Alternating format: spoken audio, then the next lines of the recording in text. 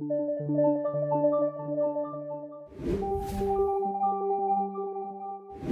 nombre es Julia Teresa Villares Parejo, soy cubana empedernida, entonces vengo de La Habana, Cuba. Llegamos a México la semana pasada en una aventura por conocer la Feria del Zócalo. Nuestra editorial Caminos es parte de la delegación cubana que estuvo acompañando la feria, entonces vinimos a conocer, a dialogar, a poder presentar nuestra literatura y a animarnos, ¿no?, en el México lindo y querido. Estuvimos los últimos días de manera más comercial y nos encantó la idea de la organización que tiene la feria, de los libros, la literatura variada que está. Nos aliamos a la Brigada para Leer en Libertad, que empuja muchísimo, ¿no?, los procesos regionales y que la literatura del Caribe y de América Latina se conozca, sobre todo aquí en México. Entonces fue una experiencia extraordinaria de la que nos llevamos muchos aprendizajes y muchas experiencias renovadoras. El Centro Memorial Dr. Martin Luther King en La Habana es un centro de inspiración cristiana que promueve valores emancipatorios. Entendemos eso como la aspiración a la emancipación de las personas. Entonces trabajamos educación popular como eje transversal y teologías contextuales y liberadoras. Entonces, en ese sentido, la editorial está al servicio de un proceso, de un movimiento que entendemos en toda Cuba, un movimiento político que intenta organizar gente en más de 40 territorios en toda la isla para que la gente sea autogestionada y el trabajo de base sea en favor de la emancipación, en favor de la justicia, de la equidad, de la dignidad de las personas. Entonces, nuestra editorial y nuestros libros responden a esos procesos políticos movilizativos que dan cuenta, que narran la vida de la gente cotidiana, y esos fueron los libros que vinimos a presentar. Títulos como El educador de Paulo Freire, o sea, la concepción de Paulo Freire como perfil, movimientos sociales en Latinoamérica, revistas que tienen que ver con teología, con fundamentalismos religiosos, una explicación de cómo se mueve este fenómeno, o este nuevo fenómeno político de derecha que está afectando a todos los países de la región. Entonces nosotros proponemos a través de las revistas, los libros y cartillas, temas contextuales, ¿no? Eso fue lo que vinimos a presentar a la Feria del Libro del Zócalo y estamos muy agradecidos por la acogida que tuvimos. También presentamos libros como de Kaplún, Mario Kaplún, un intelectual que ha desarrollado su vida para hablar sobre comunicación popular, que es uno de los ejes transversales que trabajamos como Centro Memorial Dr. Martin Luther King. Si me preguntaran qué es comunicación popular, sería una pregunta muy provocadora, ¿no?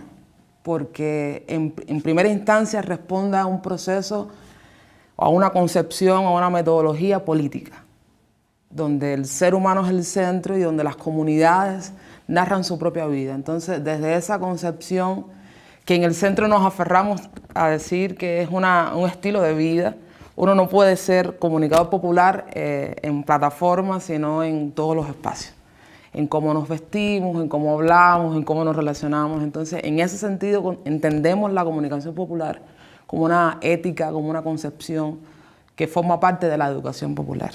Bueno, como es una concepción, nuestra gente tiene radios comunitarias, espacios comunes, donde, por ejemplo, para presentar un libro normalmente la tradición o la formalidad dice que hay alguien sentado en el estrado y las personas en línea, ¿no? Nosotros rompemos esa dinámica donde todo tiene que ser circular o donde debería ser circular porque no hay jerarquías. Entonces, en esa presentación del libro yo no voy a decir este libro es de tal autor y tiene tal, sino es la comprensión colectiva que tienen las personas ahí presentes de tal libro o de determinado libro. O en la comunicación popular, vista desde la radio, de la televisión más comunitaria, es la gente que narra su propia historia, ¿no?, con códigos diferentes, que no son comerciales, que no son capitalistas, que no son coloniales, que apuestan sobre todo por la dignidad de las personas. Entonces, las historias que se narran es para realzar la dignidad de las personas. Imaginemos un caso tipo, ¿no? Hay una persona, un presentador, una presentadora que solamente habla sobre comerciales o desde la comunicación política hablo solamente a una élite. Sin embargo, hay otros presentadores y otras presentadoras, periodistas, comunicadores populares, que empiezan a calar y a mencionar la espiritualidad de la gente. O sea, digamos, estamos en México, voy a hablar sobre Día de Muertos, voy a hablar sobre cultura, voy a hablar sobre tradición, cómo reacciona, cómo resuena en la abuelita, en la mamá, en la tía. Entonces, esa historia contada desde la gente se conecta más, ¿no? La gente se emociona, se libera y logra conectar con el mensaje, porque al final es un mensaje político. Pero ¿cómo lo decimos, no? Es una comunicación en revolución, yo creo que es importante destacarlo. Desde los años 60 hay una apuesta masiva porque la comunicación sea popular. Claro, no todo es color de rosa, no todo es como uno quisiera. Y entre los años 60 y los años 80 tuvo que haber una comprensión popular, sobre todo en la campaña de alfabetización que llevó Fidel Castro, en conectar con la gente. Pongo un ejemplo.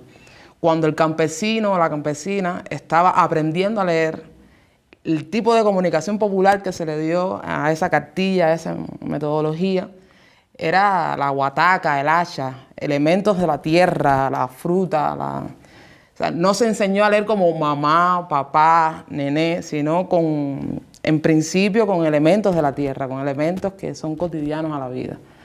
Y hay un salto cualitativo después en los años 2000 que tiene que ver con la concepción de que la universalización del conocimiento. Todas las personas tenemos derecho y acceso a la educación. Y eso supone un reto porque el 90% de las personas en Cuba están alfabetizadas y el 95% son universitarios casi. Entonces hay una comprensión, una crítica, una aspiración a que el conocimiento sea universal, ¿no? Y en ese sentido la comunicación popular es clave, ¿no? Como concepción, insisto, como pedagogía, como ética, como forma de vida. La comunicación popular como parte de la comunicación política de cualquier movimiento social, de cualquier gobierno en el poder. Insisto, gobierno en el poder porque un gobierno puede no estar en el poder y aún así es necesaria la comunicación política efectiva, ¿no? Que tiene raíces profundas en lo popular, porque tiene que conectar con la gente, porque es el pueblo quien coloca a las personas en el gobierno, a los gabinetes en el gobierno. Entonces, si los procesos populares, los movimientos sociales, las direcciones de los procesos populares no conectan con la gente, no tiene sentido la vida, ¿no? No tiene sentido gobernar, no tiene sentido remover estructuras sociales, porque la gente se desconecta. La gente tiene que tener un sentido de vida, tiene que pensar en la felicidad, tiene que pensar en el bienestar, tiene que pensar en el futuro, en la utopía. La gente necesita utopía. Y es creo yo, que es a través de la comunicación popular que se puede construir la utopía. Diría Fernando Martínez Heredia, un intelectual cubano, que podemos construir lo insólito, lo que todavía nadie ha dicho, a través de la comunicación popular. Yo creo que la responsabilidad para entender la comunicación popular como ética parte de la concepción que lo que entendemos como pueblo. El gobierno no es un ente aislado, es parte imprescindible del pueblo. Solamente está ejerciendo una capacidad concreta, una acción concreta en una estructura gubernamental. Entonces, cuando entendemos el pueblo, ¿qué entendemos como pueblo? Cuando nos preguntamos, cuando nos cuestionamos y sospechamos de qué entendemos como pueblo, entonces la comunicación popular tiene sentido y es construida, insisto siempre, desde abajo. La comunicación se ha construido desde arriba y eso se llama capitalismo y se llama colonialismo.